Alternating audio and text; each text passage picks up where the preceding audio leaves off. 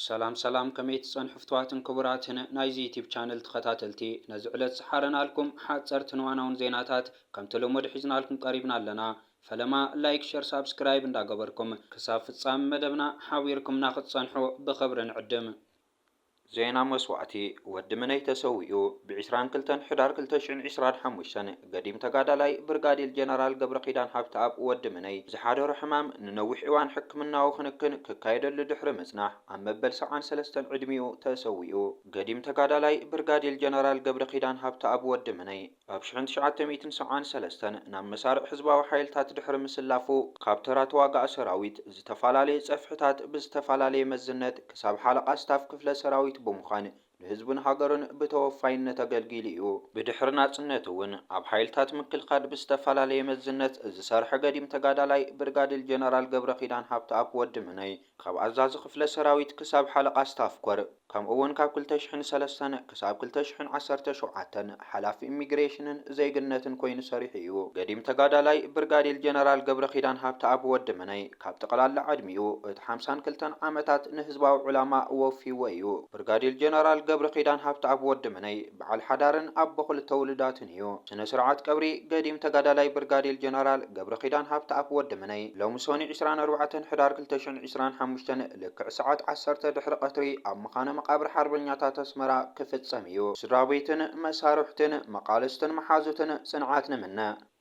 ኤርትራ በመንገድናታን ተስፋ ዓለም ወርቅ ረኺባ አቀድመ ቢለብስ ተዛዘመ መበል 19 ሻምፒዮና ቅድድም ብሽክሌታ ጁኒየር ደቂ ተባዕትዮ አፍሪካ ናታን ተስፋ ዓለም ቀዳማይ ክወጽን ከሎ አርባዕቲኦም ኤርትራውያን ምስ ቀዳሞት 10 ኮይኖም ውድድሮም ዛዚሞም ንናታን ተኸቲል ኡጋንዳዊ ፖልሜሮ ካልኣይ ክኸውንን ከሎ ናሚባዊ ሮጀር ሱረን ሳልሳይ ኣትዩ ካብ ኤርትራውያን ዮሃንስ ኣኽሊሉ ራብዓይ ከቤን ተክለ ማርያምን ናሆም ዘርአይን ከዓ ሻምናይን ታሽዓይን ኮይኖም ኣትዮም أبزلومي بناي عبيتن تحت 23 عامتن ززازم شامبيون أفريقيا إيرترازيا ناي مجمر تاورك أخوينا تمزجيب هلا بتوسخ 4 برورن كلتنا هسنون أو حيس هلا دبوب أفريقيا 4 وركي إثيوبيا موريشيس رواندان ألجيريان ككل تاورك وحليلن هلوا ناتان نتتمدي باللوم زنبرة 107.6 كيلومتر بقلت ساعات 44 دقيقة 19 كاليتن بمززاميو قداماي بوموصا قداميت ورقن هاغراويت كانتا إيرترا أغزيموا ناي موداتا وددر شامبيون أفريكا 2025 ناي عبيتن تحت 23 عامتن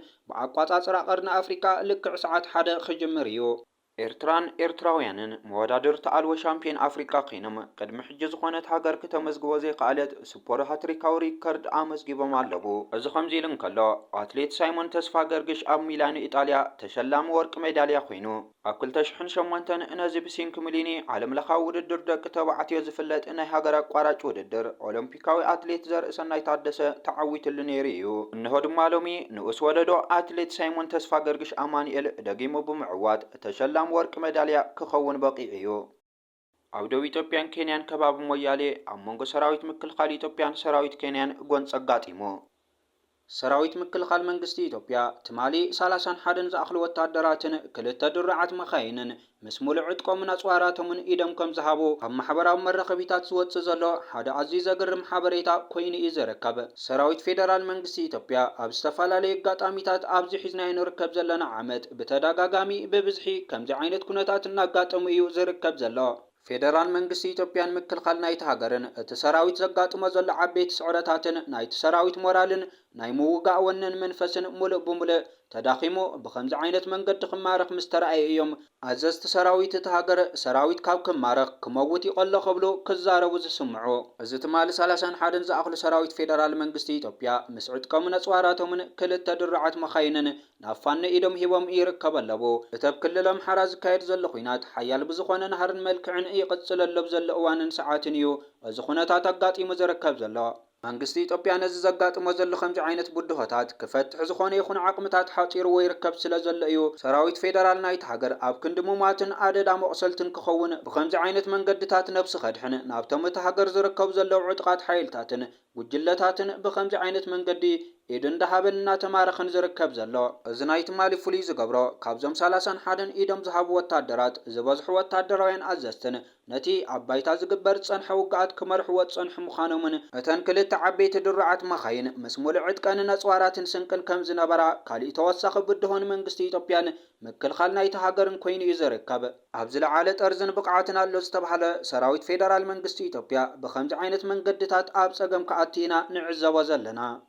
እዚ ከምዚ ኢሉ እንከሎ ሚስጥራዊ ዘተቀዳማይ ሚኒስተር ኢትዮጵያ አብይ አሕመድን ፕሬዚደንት ቱርክ ረሲብ ጣይብ ኤርዶጋንን ቅልውላው ቀርኒ አፍሪካ ዘተሓላልኽ እዩ ክብሉ ተንተንቲ ይገልጹ ኣለዎ እቲ ኣብ ቀርኒ አፍሪካ መራኸቡን ሰራዊትን ቴክኖሎጂን ዘቀራርቡ ዘሎ ፕሬዚደንት ቱርኪ ረሲብ ጣይብ ኤርዶጋን ምስ አብይ አሕመድ ዘካየዶ ምስጢራዊ ካብ ጋዜጠኛታት ወፃኢ ዘተ ብጥርጣሬ ዓይኒ ረኣይዎ ይባረኸት ኣለዎ ሽርሕዶ ፖለቲካ ኢሎም ዝትንትንዎ እውን ኣይተሰኣንን ኣብ ቀርኒ አፍሪካ ብፍላይ ኢትዮጵያን ሶማልያን መራሕቲ አጀንዳ ኮይና መፅያ ዘላ ቱርኪ ሓደ ድማ ናይ ድሮን ዲፕሎማሲ ክብሉ ይጽውዕዎ ኣለዎ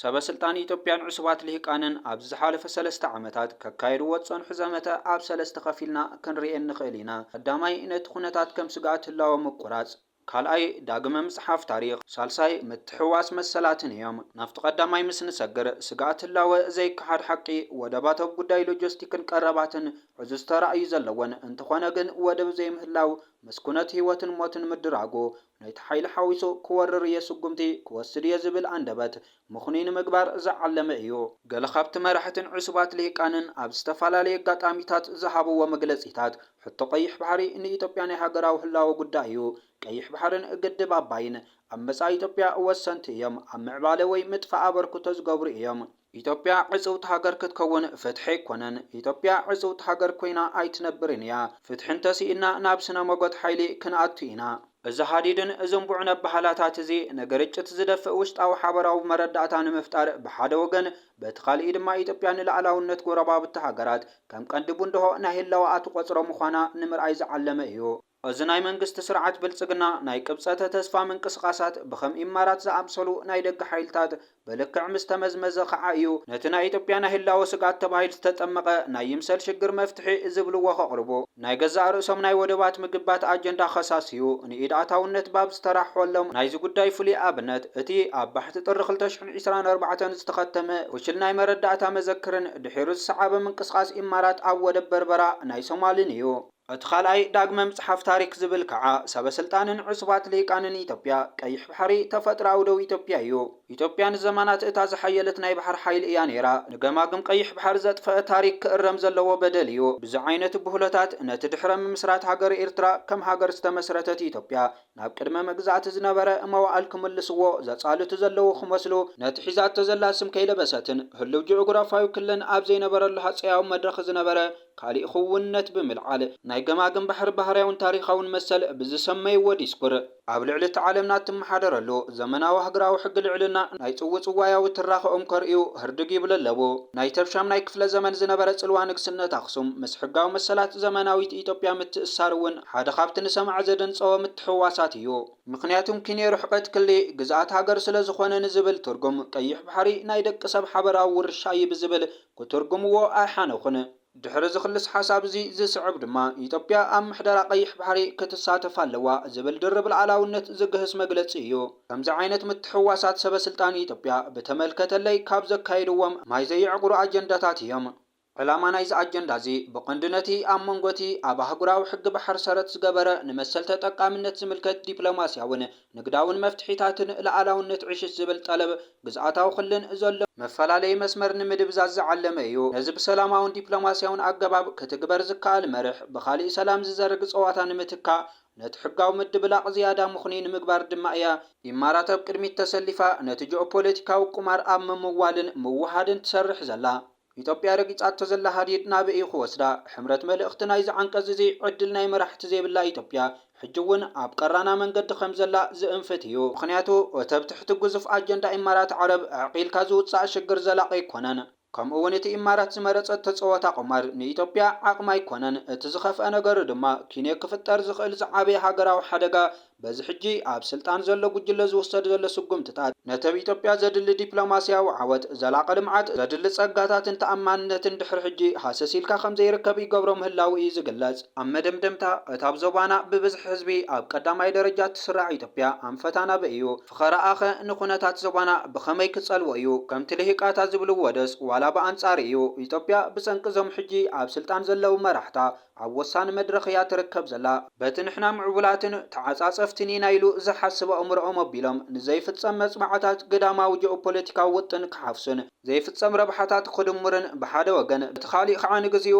እቲ ኻሊእ ዝዓበየ ተስፋ ክሳብ ዝፍጸም ናይ 10 ቢልዮን ግንቢ ቤተ መንግስቲ ክሃንጽን ዘብለጭልጭ ኮሪደር ልምዓት ከመርቑን ክብሉ ናይ ገዛእ ሃገሮም ሉዓላውነት ኣብ ዋጋ ዕዳጋ ከእትውን ንመላእ ቀርኒ ኣፍሪቃ ዝያዳ ዘይርጉእን ንግዳማዊ ረብሓታት ዝግዛእ ሓደገኛ ሞዴል ምዝምባል ከምጽኦልን እንተዘይኮይኖም ዘዋጽኦ መንገዲ ኣይኮነን።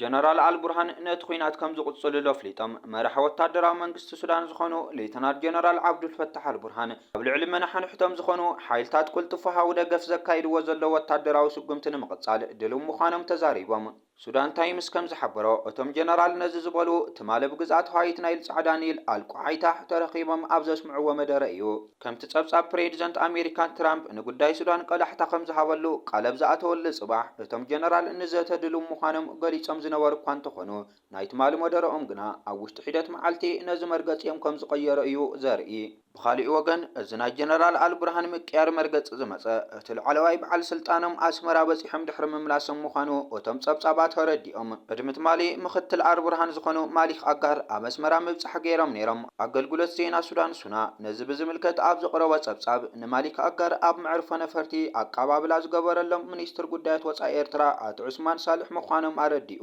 ወታደራዊ ቆንስል ሱዳን እዚ ናይ ርባዕታዊ ናይተን 4 ሸምገልቲ ሃገራት ማለት እዩ ኢማራት ምስኣተን ኮይና ክትሽምግል ምስ ትፍትን ሽምግልና እንጽጉዩ ከመይ በሉ ዓለም ነቲ ናጽናት ሓይሊ ትሕግዝ ከም ዘላ ኣዳዕዲዓ ትፈልጥ እያ ስለዚ ብኢማራት ኣይንዕረቕን ኢሉ ፕሬዚደንት ላዕላዊ ባይቶ ሱዳን ጀነራል ዓብደልፈታሕ አልቡርሃን ትማሊ ሰንበት ኣብ ዝሃቦ መግለጺ ብዛዕባ እቲ ዘተ ሰላም ብዛዕባ ዩኤኢ እኹል ሓበሬታ ከይተዋሃበናን ዘቐመጥናዮ ቅድመ ኩነት ከይተተግበረን ናብ መኣዲ ዘተ ኣይንቐርብን ኢሉ ጀነራል ዓብዱልፈታሕ አልቡርሃን ኣብ ጉዳይ ሱዳን ከም ኢማራት ዓረብን ዝኣምሰላ ሃገራት ናይ ገዛእ ርእሰን ኣጀንዳ ንኽትግብራ ብስም ሸምገልቲ ኣትየን ጉዳያት የበላሽዋ ኣለዋ ክብል እዩ ዝኸስስ። ካብ ናይ ገዛ ማሕየር ከምልጥ ፈቲኖም ዝተባህሉ ነበር ፕሬዚደንት ብራዚል ኣብ ትሕቲ ቁፅር ውዒሎም ኣብ ናይ ገዛእ ማሕየር ዝነበሩ ነበር ፕሬዚደንት ብራዚል ጃይር ቦልሶናሮ ኣብ ትሕቲ ቁፅር ውዒሎም እቶም የመናዊ ነበር ፕሬዚደንት ዝሓለፈ መስከረም ወታደራዊ ዕልዋ መንግስቲ ንምክያድ ብምፍሓስ ገበነኛ ተባሂሎም እዮም ተኣሲሮም። ዳኛ ላዕለዋይ ቤት ፍርዲ ብራዚል ኣሌክሳንድራ ደ ሞራይስ ከም ዝበልዎ ቦልሶናሮ ክእሰሩ ዝተወሰነ ሓድሽ ሓበሬታ ምርካቡ ስዒብ እዩ። ቦልሶናሮ ኣብ ናይ ገዛእ ማሕየር ከለዉ ካብ ዝተወሰነ ርሕቀት ወፃኢ እንተተጓዒዞም ንፖሊስ ሓበሬታ ዝህብ ናይ እግሪ ሰንሰለት ተገይሩሎም ነይሩ። ነዚ ናይ እግሪ ሰንሰለት ከውፁ ፈቲኖም እንተተባሃለ እኳ ንሶም ግና ነቲ ሰንሰለት ንምኽፋት ጥራይ ፈተነ ከም ዝገበሩ ገሊፆም ኣለዉ። እስራኤል ኣብ ሰሜናውን ማእኸላይን ቀዛ ብዝፈጸመቶ ተኸታታሊ መጥቃዕቲ ነፈርቲ ብውሕዲ 22 ፍልስጤማውያን ከም ዝተቐትሉ ሰመዚ ሕክምናን ሲቪላዊ ምክልኻልን ገሊፆም። እቲ ደብዳብ ነፈርቲ መንበሪ ከባቢታት ሓዊሱ 5 ዒላማታት ከም ዝሃረመ ሓቢሮም ሓደ ላዕለዋይ ኣዛዚ ሓማስ ካብ መንጎቶም ዝሞቱ ምዃኑ ምንጭታት እቲ ከባቢ ሓቢሮም ኣለዉ። ሰራዊት እስራኤል ትማሊ ብቃዛ ዒላማታት ከም ዝሃረመ ብምግላጽ ሕነ ናይ ሓደ ሽበራዊ ዕጡቕ ነተብ ትሕቲ ቁፅር እስራኤል ዝርከብ ብጫ መስመር ዝበሃል መፍለይ ከባቢታት ሰጊሩ ኣብ ልዕሊ ወታደራት ተኹሲ ዝኸፈተ እዩ ኢሉ ሓማስ ድማ ነቲ ክሲ ነጺጉዎ ኣሎ። ክልቲኦም ወገናት ቅድሚ 6 ሰሙን ዝፈረምዎ ተኽሲ ደው ምባል ብምጥሓሶም ነንሕድሕዶም ክካሰሱ ጸኒሖም እዮም። እቲ ተኽሲ ደው ምባል ተግባራዊ ምዃን ካብ ዝጅምር ንድሓር ብመጥቃዕቲ እስራኤል ልዕሊ 310 ፍልስጤማውያን ከም ዝተቐትሉ ሚኒስትሪ ጥዕና ቃዛ ይገልጽ። ቤት ጽሕፈት ቀዳማይ ሚኒስትር ቤንያሚን ኔታንያሁ ኣብ ዘውፅኦ መግለጺ ሎሚ ሓማስ ንሓይልታት ምክልኻል እስራኤል ንምጥቃዕ ግብረ ሽበራዊ ብምልኣኽ ዳግማይ ስምምዕ ምቁራጽ ተኽሲ ጥሒሱ ይርከብ ኢሉ እስራኤል ድማ ነዚ ግብረ መልሲ ብምሃብ 5 ላዕለዎት ኣሸበርቲ ሓማስ ኣወጊዳ ከም ዘላ ገሊጹ። ኩናት ቃዛ ካብ ዝጅምር ንድሓር እስራኤል ኣብ ቃዛ ብዝፈጸመቶ መጥቃዕቲ ብውሕዱ 69,500 ሰባት ከም ዝተቐትሉ ሚኒስትሪ ጥዕና ቃዛ ይሕብር። እምበር ከስነ ዝዕለት ሰሓረናልኩም ሓጸርትን ዋናውን ዜናታት ነዞም ተኸታተልኩሞም ይመስሉ ነይሮም። ቀጻሊ ብኻልኦት ሓበሬታታት ክሳብ ንራኸብ ሰሰናዩ።